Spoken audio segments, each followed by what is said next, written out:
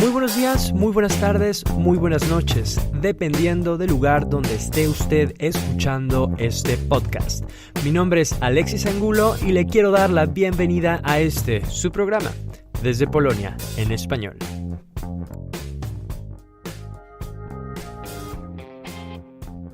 Muchas gracias por estar una vez más en el programa Desde Polonia en español. El día de hoy tenemos a la filósofa Marina Garcés. Muchas gracias por estar con nosotros. Quería primero que nos cuentes cuál es la razón de tu visita a Polonia.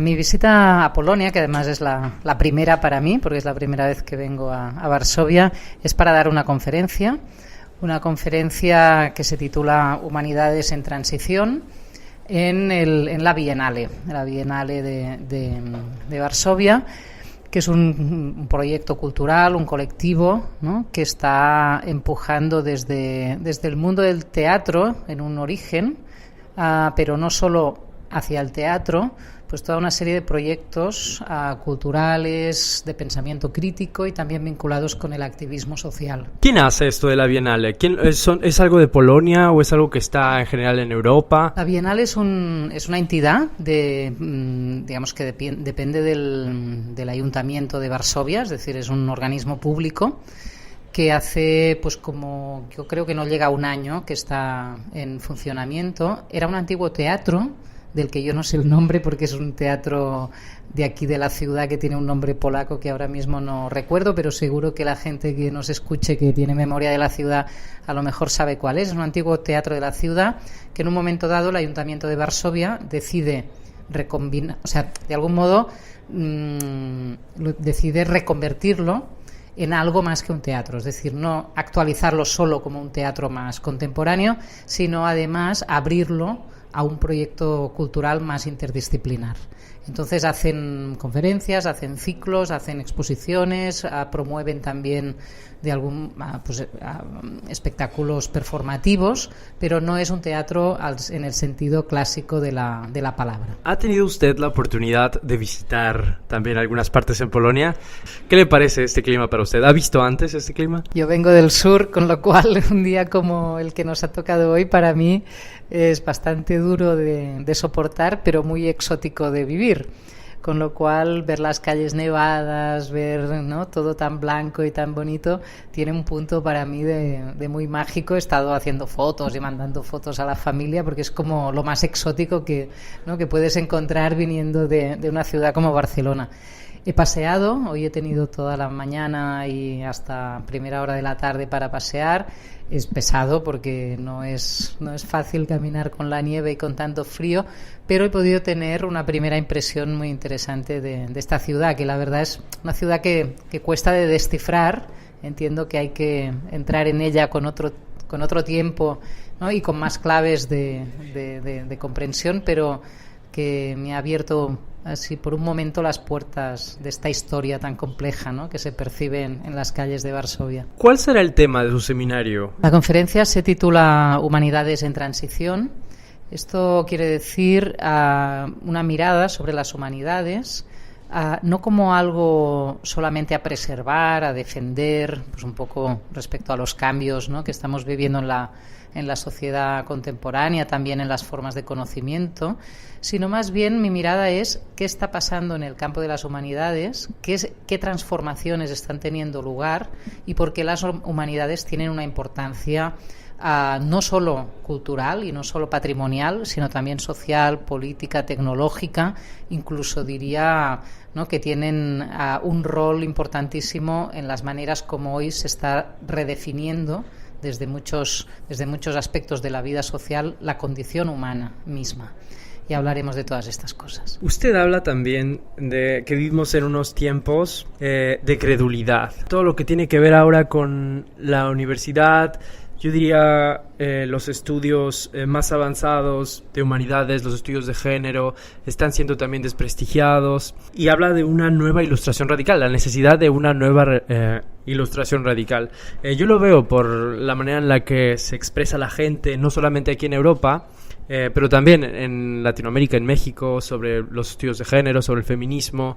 Existe una especie de bueno, se está menospreciando a todo esto, como usted también ha hablado antes, de una utopía en la que se enaltece cómo era todo antes, como si quisiéramos quedarnos con los dogmas, más bien como si prefiriéramos los dogmas a tener que seguir estudiando y redefiniéndonos. Sí, yo creo que, tal como describes muy bien, estamos viviendo tiempos de contrarrevolución en muchos sentidos y en contextos diversos. Podemos estar hablando de México, podemos estar hablando de Polonia o de España o de Barcelona y en cada lugar.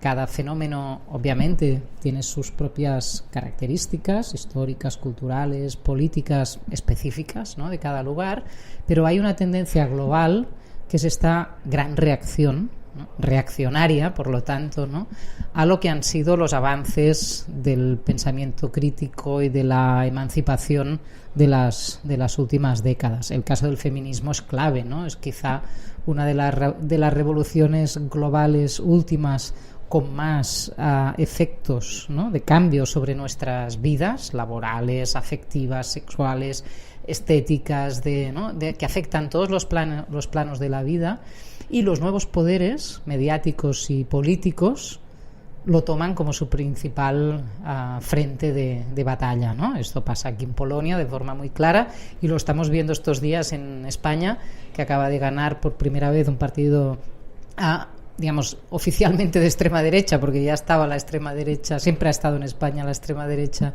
en el poder o muy cerca del poder, pero bueno, este partido llamado Vox, ¿no?, que está ahora negociando la constitución del gobierno de Andalucía, y su primera condición ha sido retirar la ley de violencia de género. Y esto es una expresión más, ¿no?, de esta gran reacción conservadora, ¿no?, de esta gran reacción autoritaria que está teniendo lugar, creo que de forma bastante amplia en muchas partes del mundo. Había leído este libro antes, de Maciej Dula, es Nuevo Autoritarismo.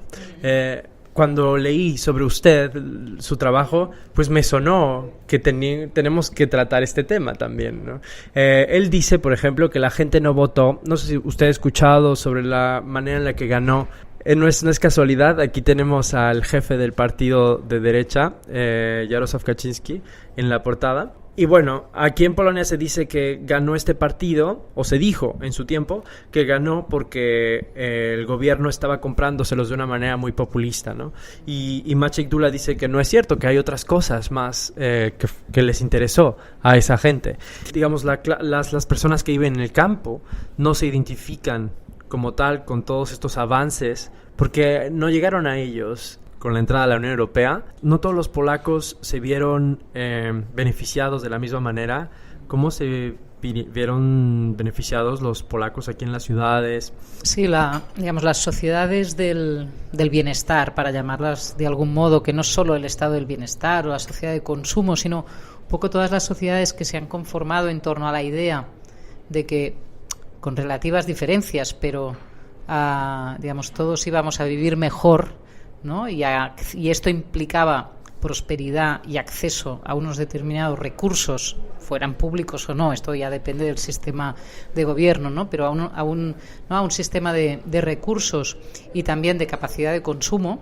Todo esto se basaba en unos imaginarios, como dices tú, muy urbanos, muy modernos, muy basados en la idea de movilidad, ¿no?, de elegir tu vida, de la vida a la carta, de que ahora me reinvento y mañana soy otro, ¿no? Y esto daba pues todos unos códigos de libertad que con las crisis, y las digo en plural porque creo que son varias, ¿no?, con las crisis de los últimos años, ¿no?, la crisis económica, pero también las crisis de recursos, también las crisis bélicas que ponen en movimiento aún más gente, ¿no?, refugiados, migrantes, etcétera, hacia otras partes del planeta. Es decir, hay una gran crisis civilizatoria, como le llaman algunos, que lo que ha hecho es no solo a poner en crisis determinados aspectos materiales de la vida, sino todo un imaginario de qué significa vivir mejor, de qué significa ser libres, ¿no? La promesa de ese capitalismo neoliberal que de algún modo ganó la batalla simbólica y política en los años 80 y que actualmente ve como sus promesas de vida buena no han llegado a todo el mundo, ni mucho menos. Se basaban en unos imaginarios muy estrechos de lo que significaba vivir bien, y ahora hay unos cuantos privilegiados dentro de cada sociedad, pero también en el planeta de unas partes del mundo respecto a otras, que lo que han pasado es a defender sus privilegios. O sea, yo creo que estamos en una guerra social muy fuerte en el mundo, ¿no? En una lucha de clases, como dijo, ¿no?, el rico americano, que están ganando los ricos en este momento, y que pasa por una nueva reapropiación de recursos, no solo materiales, también simbólicos, culturales, educativos, etcétera, por determinados segmentos, ¿no?, privilegiados de la sociedad mundial. Y esto implica una guerra social, ¿no?, y una fractura entre mundos, campo-ciudad, unas razas contra otras, unas culturas contra otras, entre géneros, ¿no? Es esa fractura del mundo común, ¿no?, que nos sitúa en situación de enfrentamiento los unos respecto a los otros. ¿Y cómo poder romper con cómo poder combatir con eso? Yo creo que una de las mejores maneras para hacerlo es simplemente expresándome. Me acuerdo cuando fue el certamen de belleza, ¿no?, y tuvimos a una mujer transexual u hombre transexual, entonces en España, ¿no?, hubo muchísimos comentarios negativos que me parece que más que estuvieran las personas en contra de que un hombre estuviera compitiendo con otras mujeres, en realidad estaban de alguna manera molestas con esta idea de poder autodefinirse, quizás.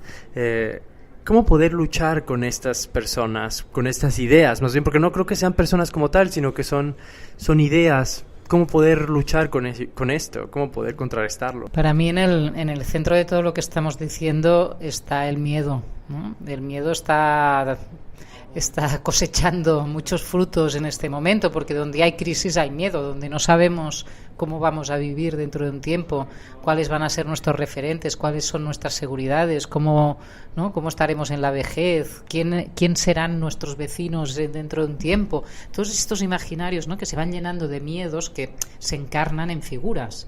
El migrante, ¿no?, el que no es como nosotros, el que encima nos complica la definición de lo que somos porque se puede incluso cambiar de género. Es decir, todo lo que altera de algún modo los espacios de seguridad más estrechos nos sitúa en posición de peligro, ¿no?, de riesgo, y es rechazado, ¿no?, de las formas más absurdas, ¿no?, si miramos los datos, si miramos lo que implican realmente cada uno de estos miedos. Pero son como los fantasmas, ¿no?, recogen todo aquello que no sabemos cómo pensar y cómo vivir.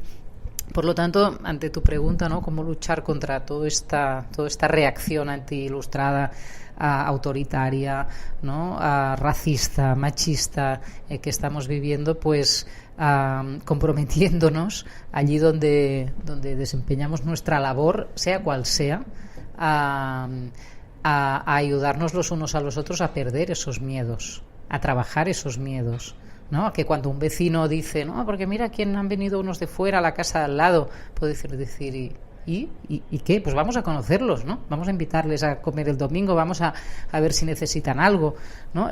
Y no alimentarlas. Y eso, pongo un ejemplo muy cotidiano porque quien nos escuche no piense que solo es una labor o de políticos o de intelectuales o de dirigentes del mundo. Estos no sé si harán nada, no son quizá los más adecuados.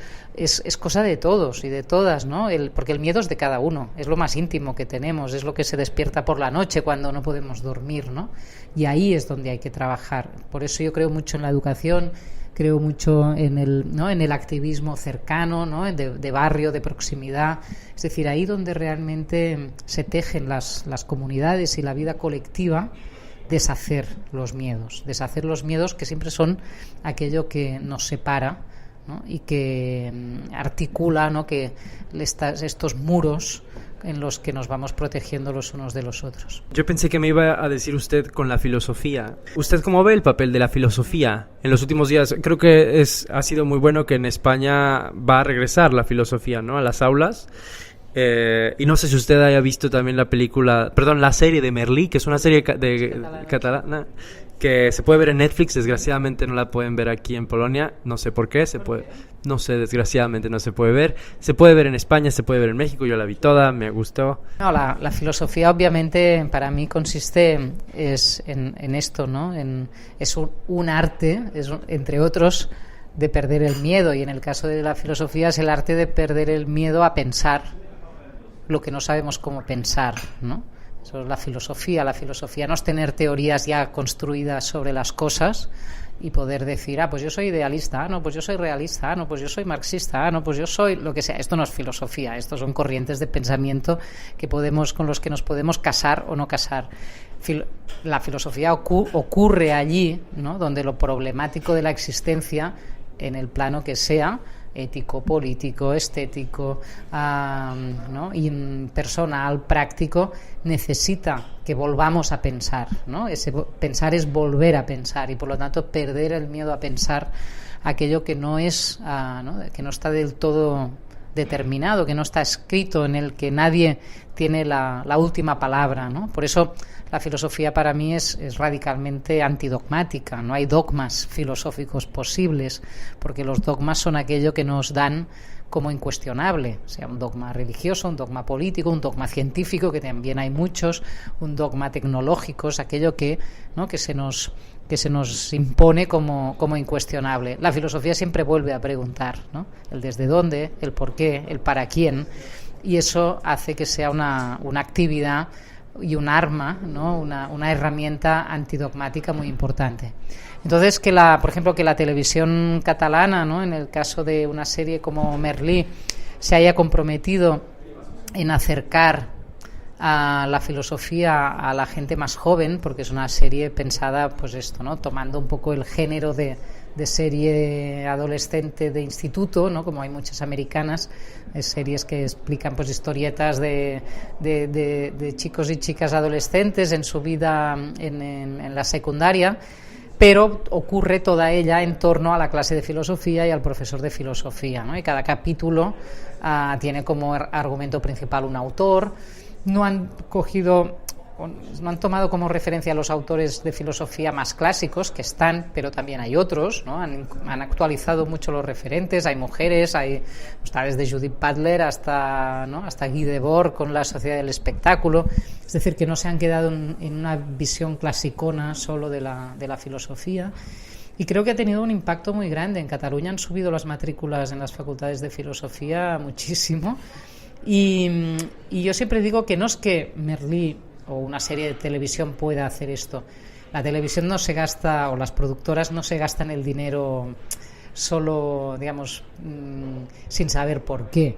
Es decir, esta tendencia ya estaba, ¿no? Esta tendencia a ir al encuentro nuevamente de la filosofía como algo que nos habla directamente de los problemas de nuestra vida y de nuestro tiempo, estaba pasando ya y está pasando, por lo menos en Cataluña o en España, que es la realidad que yo conozco más, está pasando de una forma muy clara, pero creo que en otros lugares del mundo también, ¿no? Hay una revitalización de la filosofía, no como discurso experto, ¿no?, o críptico para unos cuantos iniciados en algo muy difícil y complicado, sino como algo que nos permite relacionarnos con lo difícil de nuestro tiempo y de nuestras vidas, con estas crisis de las que hablábamos, que eso es lo que captó la televisión. O sea, la televisión capta tendencias y vieron que ahí había un filón, y lo que ha hecho una serie como esta es reforzarlo, ¿no?, y abrirlo con un lenguaje más, digamos, más cercano a los adolescentes y a la gente más joven, pero también al público familiar. Creo que a nosotros nos hace falta eso aquí en Polonia, o en México también, quizá porque no podemos ver aquí Merlí, ¿no? Porque más allá de estar hablando de dogmas, hay algo que a mí me tiene más preocupado, ¿no? La propaganda de los medios masivos, noticias falsas. ¿Cuándo vamos a salir de esto, de este tiempo, de las noticias falsas? Creo que la filosofía puede hacer aquí algo muy, muy bueno. Sí, no. para mí la pregunta no es cuándo vamos a salir, sino cómo resistimos y cómo combatimos esta situación cada día, ¿no? Porque las formas de manipulación en realidad se han dado siempre. El poder es manipulación, porque si no, no tendría poder. Sería la expresión de la voluntad de todos, ¿no? Si hay algunos, sea una persona, una institución o una corporación ¿no? mercantil, tiene poder, es porque es capaz de tomar como propia la voluntad de los demás, ¿no? Y eso implica muchos niveles de manipulación. Entonces, las formas clásicas, antiguas, o sea, según las herramientas técnicas y políticas de cada época, tenemos formas de comunicación y, por lo tanto, también de manipulación distintas, ¿no? Para no irnos muy atrás en el tiempo, pues es obvio que lo que eran las sociedades de masas en sus distintas formas, ¿no? Más totalitarias, menos totalitarias del siglo XX, pues la propaganda funcionaba masivamente, ¿no? Un solo mensaje para todos. Entonces podía ser un mensaje político, un mensaje religioso, un mensaje estético, ¿no? También las modas son mecanismos de propaganda masiva, ¿no? Todos vamos igual a hacer las mismas cosas, etcétera, etcétera. Hoy que tenemos una sociedad muy individualizada, muy diferenciada, muy compleja, en la que la libertad individual se combina con formas de dominación muy poderosas y funcionan a la vez. Entonces, ¿cómo funciona la manipulación? De forma personalizada también, ¿no? Tú recibes en tus redes sociales los mensajes que te interesa escuchar y todo está, digamos, articulado de tal manera que determinadas tendencias, opiniones, juicios de valor, lo que sea, se vean retroalimentados por aquellos que piensan como tú o que creen que piensan como tú, es igual, ¿no? Y esto es una dinámica nueva que para mí no cambia tanto el hecho o no de la falsedad o verdad de aquello que consumimos, sino de la manera como lo transmitimos y cómo lo consumimos, ¿no? Y entonces da una apariencia de gran libertad, ¿no? Porque tú tienes tus redes, tú, ¿no? ves tu mundo a través de tus mecanismos de acceso a la esfera pública, pero en realidad el mensaje está condicionado a que no salgas, ¿no? A que no te cuestiones, a que no te encuentres con el que es distinto, ¿no? Con el otro. Y si te encuentras con él, solo sea bajo la forma del miedo, ¿no? Bajo la forma del peligro, bajo la forma de la amenaza. Bueno, antes de iniciar la entrevista, usted me había hablado sobre los temas que usted había tratado en México. También habló de unas modernidades alternativas que me habían llamado la atención. ¿Me puede hablar un poco más sobre este tema? Yo tengo un gran aprecio por México, ¿no? Y por toda la gente que he tenido la ocasión de conocer allí y de compartir con ellos, tanto en el ámbito más académico universitario como también en el ámbito popular, de la educación popular, del compromiso con las comunidades indígenas y no indígenas, ¿no? Toda esa gran desigualdad y a la vez esa gran vitalidad que hay en México. Y en México, como en otras partes del mundo, ¿no? Pero en México es muy clara, ¿no? Esa condición que desde Europa se olvida demasiado a menudo, que es que la modernidad no la hemos inventado los europeos, ¿no? Sino que se ha construido ya de forma global. Es decir, no hay modernidad, ni siquiera valores de la modernidad, sin colonialismo, ¿no? sin intercambios a nivel planetario, sin fuerza de trabajo y por lo tanto también sin interacción con otras culturas y con otra gente, sin las formas de dominación que eso implica y implicó, y que todo eso, si se piensa desde los cuerpos, desde las vidas, desde las lenguas, desde las comunidades, desde, ¿no? todo eso que hemos llamado periferias respecto a los supuestos centros que eran entonces las metrópolis, ¿no? Y que ahora lo que son en todo caso son centros de protección de privilegios, ¿no? contra esos afueras. Creo que entonces podemos acceder a otra visión de este mundo que compartimos y que no queremos compartir, ¿no? Y que es un mundo común desde hace décadas, ¿no? La globalización no inventó nada, ¿no? La globalización es un nombre más que el capitalismo inventa para dar nombre al mercado mundial, pero en realidad lo que yo llamo el mundo común, ¿no? Esas redes de intercambios, de vidas, de cuerpos, de afectos, ¿no? De culturas, de materias que hacen la vida vivible y que hacen la vida posible, ya estaban ahí, ¿no? Entonces, cómo pensarnos desde ahí, cómo abrir esa otra perspectiva, que ya no es la del desarrollismo, cómo hacer que los pobres del mundo, aquellos que están allá afuera, ¿no? accedan a las mismas condiciones de vida que nosotros, que estamos en el centro del universo. Esto es una mirada que ya no se sostiene. Las propias crisis de las que hablábamos antes, además, lo hacen aún más insostenible, y creo que pensarnos desde esas modernidades alternativas, desde estas periferias no periféricas del mundo, nos sitúa en la posición también de pensarnos como cómplices, ¿no? Como aliados, como amigos en el sentido más político de la palabra. Usted supongo que se ha dedicado a estos temas ya desde hace mucho tiempo, no es algo nuevo nada más. ¿Usted no siente que ahora es mucho más necesario el trabajo que usted está haciendo que antes? Sí, en mi trayectoria, que de algún modo pues ahora hace como pues unos 20 años, ¿no? Más o menos, que me dedico a la filosofía, ya de forma profesional, y también digamos a pleno rendimiento. Digamos, yo creo que hemos pasado de una posición casi muy marginal, ¿no? Muy resistencialista, estábamos cuando yo estudié filosofía en los años 90, ¿no? Eran primeros de los 90, era el momento pues después de la caída del muro de Berlín, el 89, que tiene tanta importancia también para un país como este, o sea, la epifanía capitalista, ¿no? El mundo era uno, ya estaba todo ese fin de la historia con el que algunos soñaban, ¿no? Y entonces, digamos, mantenerse en la exigencia del pensamiento crítico era algo como eso, muy minoritario, muy alternativo, muy marginal, en el sentido de estar en el margen, ¿no? De ese gran éxito que parecía que todo el mundo tenía que estar disfrutando, o por lo menos soñando en llegar a disfrutar. Y en estos momentos yo lo que siento es que, digamos, las herramientas del pensamiento crítico,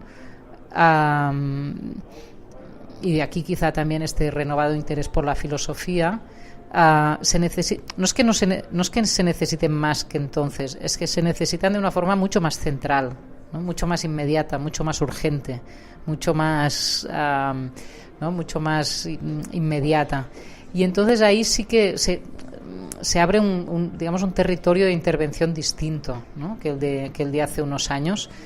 Y quizá el de hace unos años se trataba más de desmentir las ilusiones con las que el capitalismo había vencido aparentemente la batalla, ¿no? sobre todos los demás, y ahora se trata de combatir, ¿no?